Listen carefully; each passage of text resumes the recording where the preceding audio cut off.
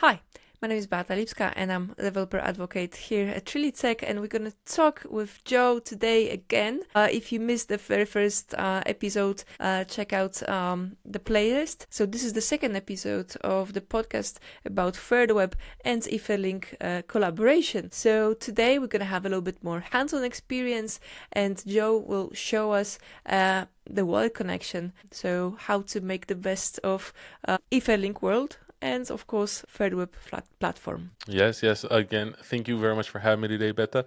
Yeah, we're going to talk about connections. Every user needs this. Every app needs the ability to connect wallets to their applications. And so we're going to show you one of the easiest ways you guys can get up and running through these wallet connections using Thirdweb. So I'm going to share my screen here with you all. And again, I'm Joe, I'm a solutions engineer here at Thirdweb, and we're going to be going through the Connect component. So real quick, what is Connect? What does that mean?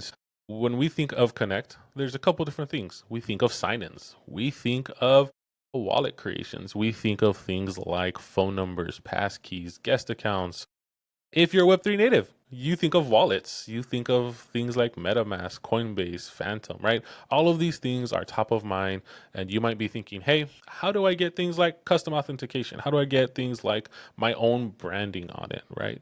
What if I'm building across different platforms? How does my wallet translate for my users between each platform? Do they need separate wallet addresses? Can they have the same wallet address?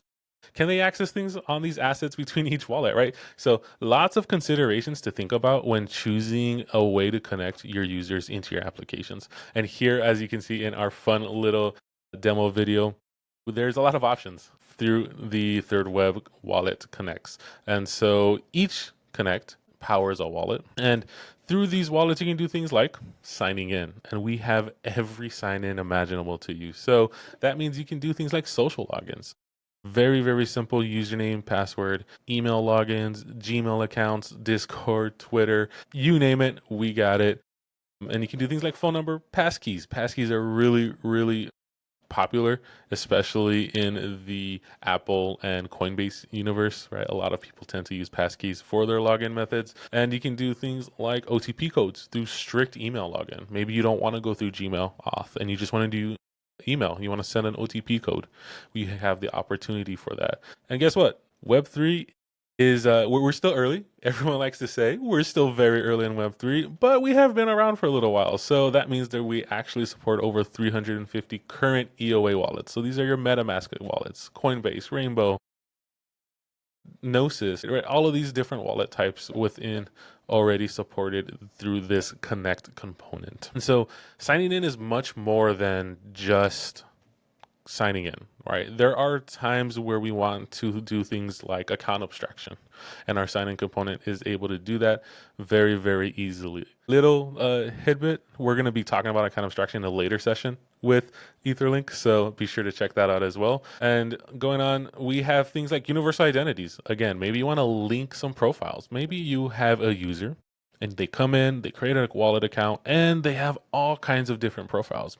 Maybe they want to link a new Gmail account. Maybe they want to link a new Discord account, Telegram account, Twitter account. All of these things are possible through the Connect component. And this means that you guys not only have your own account system, but you've now just created an easy account retrieval system, right? If someone uses access to one login method, they can use another, get the same wallet address, same account, and they are good to go. They can continue on in your app, and they are no longer blocked or barred from your application. Really, really helpful in account recovery through this system as well. And just as I mentioned it, account recovery, we also have the opportunity for your users to have total control over their accounts. That means that they can export their private keys. That means that they are in full control. These are non-custodial wallets, and you don't have to worry about any sort of regulations that come with custody type wallets. And finally, we have wallet auth. So this means you guys can do things like authenticating your users through EOA wallets or any custom authentication that you can think of. So these symbols, if you aren't aware, are things like Supabase, Firebase. If you guys have any other outside authentication that you want your users to go through these wallets, you are covered. You don't have to worry, and you're good to go. So this is cool. This is a lot, but where do I try it, right? How do I start using it? How do I start interacting with these things. So what I'm going to do is I'm actually going to share a different tab with you all now. And this is called our playground. This is our Thirdweb playground. Again, this link will be shared in that video description below. And so this is where you guys can go, check out all of our tooling, click around and play with it without any sort of worry about breaking anything. You don't have to make an account. You don't have to put in a credit card. This is totally free for everyone to use. And it's a great way to touch some of these tools. So let's get started. Connect button, right? What does this mean? How can we start messing with it? So here, a couple different lay of the land in Playground, couple of different windows that we see. On the left-hand side here, we see some configuration options. And on the right, we can see what that might look like with our certain types of configuration. So we can say, hey, you know what? I don't want X logins. If I click it, you notice it disappears here. You can say, hey, never mind. I do want it, but I also want to add guest mode. Maybe you also want to add Twitch, Apple, right? You can see here on the right how all of that is updating, and the same thing with wallets. So if I were to click on this connect a wallet button, I can see all of these wallet types that are currently supported, and I can say, hey, you know what? I've changed my mind. I don't want Rabby. Maybe I want to add Trust Wallet. You can see these updates happening in real time. And the cool part is if I click on this code snippet here, it will show me the precise code it takes to get this configuration into my app. So you can come in here, customize your wallet to your liking. And again, I can say things, you know what? I've changed my mind. I don't want Apple. You can see it's here. I get rid of it. It's gone, right? Same thing with our wallet section. Here we can say, hey, we have this Trust Wallet. And I've changed my mind. I don't want Trust Wallet. It's gone, right? So you can actually come in. And what I recommend is people come in, click these buttons, make the exact wallet connect interface you want. We even have options for things like appearance. Do you want a dark mode? Do you want a light mode? Do you want to change any of the colors schemes within this UI to match your brand and match your use case? You can do that here as well. And again, all of it is updated in these code snippets. You can even see here the light theme was changed. It's all updated in these code snippets for you guys to quickly copy, put it into your app, and get up and running with your Web3 applications on Etherlink. Again, all of this is multi-chain supported. So you guys can come in, say, hey, I have an Etherlink app, and use this connect button to connect to your Etherlink apps. Really, really simple. You don't have to do anything crazy. You're not trying to bridge Tesla wallets into EVM wallets. These are wallet connections that happen through the app, very, very clean and native on any application that you're building. We also have the opportunity from Wallet Connect, from our Connect button components, to do things like sponsor gas, change authentication flows, right? Like I can say, hey, I actually want to do my own custom auth or auth with sign in with Ethereum, and we give you the code snippets for that. You can do things like button options. Maybe you don't want it to say connect. Maybe you want it to say log in instead, right? So if we go back and I go to my button, it says log in instead of connect. So really, really cool kind of feature set here. You can do things like account abstraction, which we'll talk about, and you can see how easy it is.